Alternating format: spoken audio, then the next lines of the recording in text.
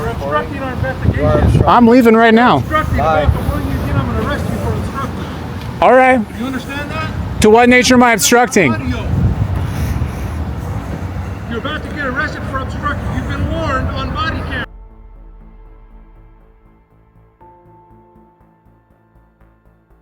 On May 3rd, 2026, Las Vegas Metropolitan Police engaged in civil rights violations by prohibiting and preventing the safe, lawful filming of their police operations.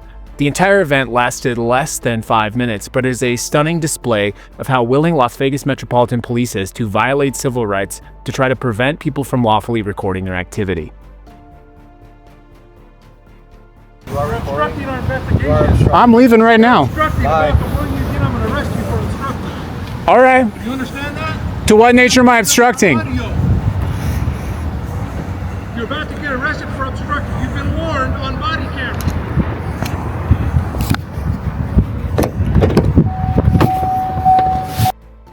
For several months, I have been investigating and recording Las Vegas Metropolitan Police and their use of flock safety technology to what we believe is illegally surveil the citizens of Las Vegas. This investigation includes public records access and, most importantly, lawfully filming the activities of Las Vegas Metropolitan Police. Las Vegas Metro uses this technology and other advanced surveillance technology to film the public and to gather massive amounts of data. But one thing I have learned very quickly is that Las Vegas Metropolitan Police do not like to be filmed themselves. The irony of this is, of course, palpable, but you'll see more of this in a moment. Nevada actually has some of the most robust protective measures to ensure your constitutional protections. In addition to, by the way, the Constitution, which allows you to film police as a matter of First Amendment, Nevada specifically has laws enacted to ensure that its citizens and residents can lawfully record the police, and specifically that police cannot interfere with that recording. On the evening of May 3rd, Las Vegas Metropolitan Police did the exact opposite of that, using false charges, lies, and accusations in order to prevent me from lawfully filming their activities. As part of gathering footage for that documentary, I frequently gather what is called B-roll footage, and in that effort alone, I have constantly uncovered what I believe are constant examples of police overreach. In this example here, you can see that Metro had an entire sting operation to catch kids on e-bikes, spending a considerable amount of time, resources, and energy to protect the wealthy parts of Las Vegas from the scourge of e-bikes. We can have the e-bike conversation later. But what I've learned through this process is that police in Las Vegas love to gather data about you, but the minute you start filming them, well, they get pretty upset. You help us out? You help us out?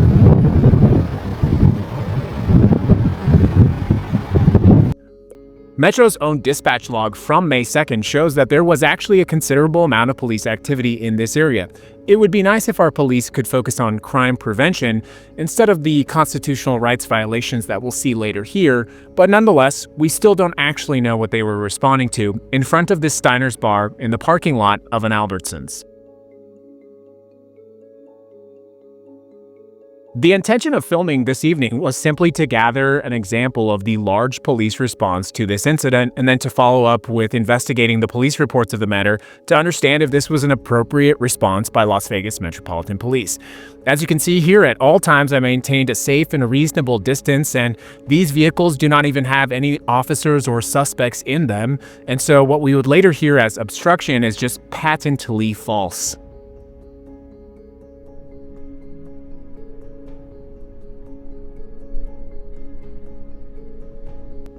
Aside from the obvious footage, but to give you an idea of how far away I am, I'm standing right here in front of this Little Caesars, and the police are several car lengths away over here.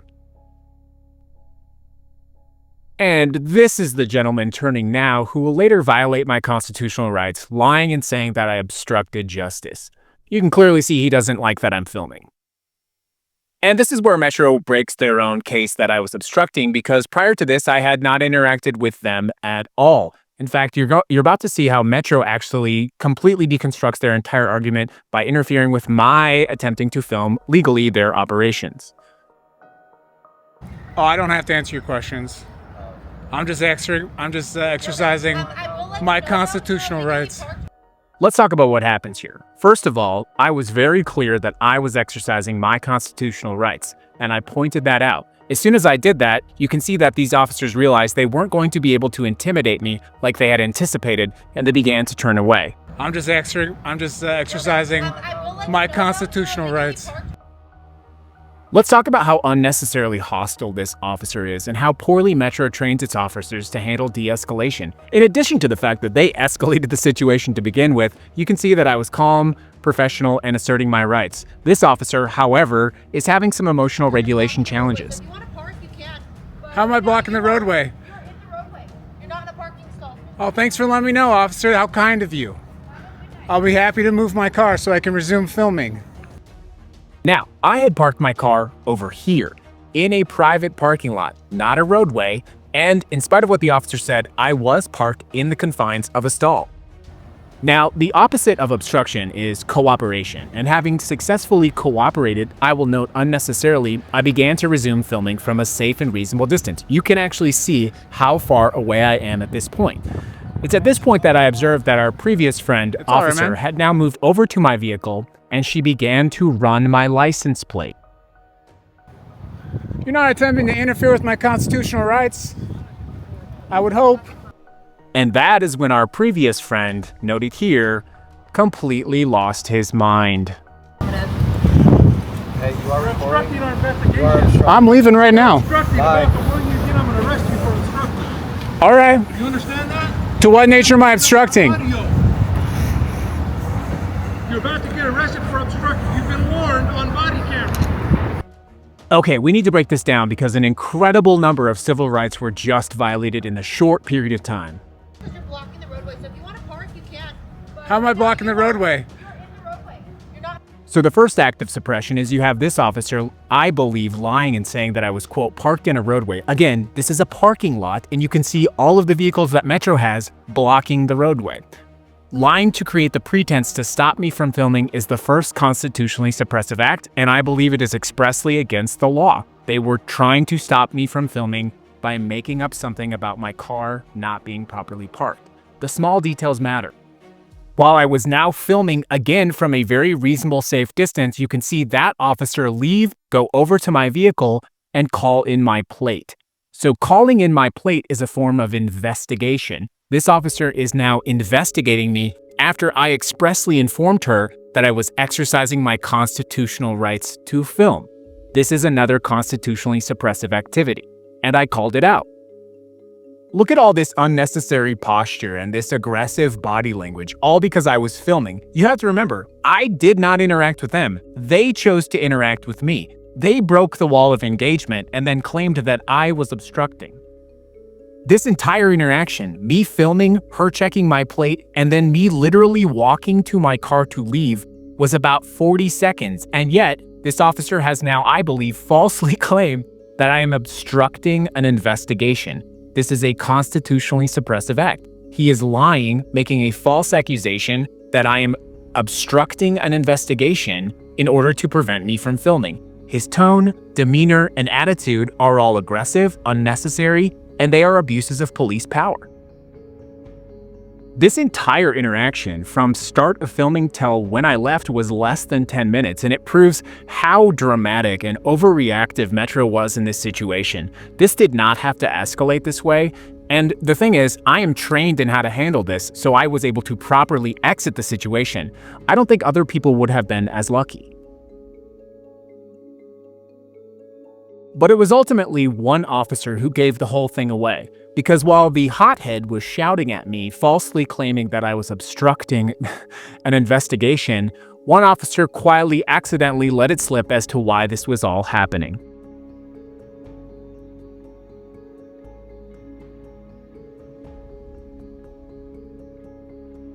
Hey, you are obstructing our investigation. I'm leaving right now. Obstructing. Hey, you are obstructing our investigation. I'm leaving right now. Hey, you are obstructing our investigation. I'm leaving right now. Obstructing. I'm going to arrest you for obstructing. All right. You understand that? To what nature am I obstructing? Audio. You're about to get arrested for obstructing. You've been warned on body camera. That officer admitted out loud what the actual issue was. I was not obstructing, I was recording. This is a blatant violation of my constitutional rights, but also of Nevada law as well. And every officer present that night is responsible for failing to uphold our constitutional rights and for acting aggressively to prevent me from filming. This is a relatively small interaction, and at the end of the day, it really didn't escalate to any point of violence, but it could have, because these officers were clearly not emotionally responding well to a very normal situation and a very protected activity. It is by defending these important small moments that we protect our larger rights as well. If we allow the police to abuse their power in small ways, the small ways add up, and then before you realize it, all of your rights actually go away. Now, I do have a dash camera, but I actually kept my camera rolling the entire time I drove home because I actually anticipated that I would be pulled over somewhere along the way home, that I would be pulled out of my car, and that I might be arrested. That didn't happen in this instance, but the fact that that didn't happen doesn't mean that the police didn't commit serious constitutional violations. These are serious violations of our constitutional rights to film them, and if we allow the police to violate our rights in small ways, they will continue to do so and our rights will continue to wear down. Any reasonable person can see that I am not obstructing, but this one officer in particular prevented me from filming by threatening me with arrest. He did not offer me an opportunity to move, he did not offer an opportunity to explain, and you will recall I specifically asked him what I was doing to obstruct, and he did not respond. That is because he had nothing to say. I was not obstructing, he was lying. To what nature am I obstructing? To what nature am I obstructing? To what nature am I obstructing? In less than 10 minutes, Metro committed a stunning amount of civil rights violations, and they have to be held accountable. We can't simply look away because it makes us uncomfortable. We have to demand accountability from our police, and we have to stand up for our constitutional rights. Let me know what you think in the comments.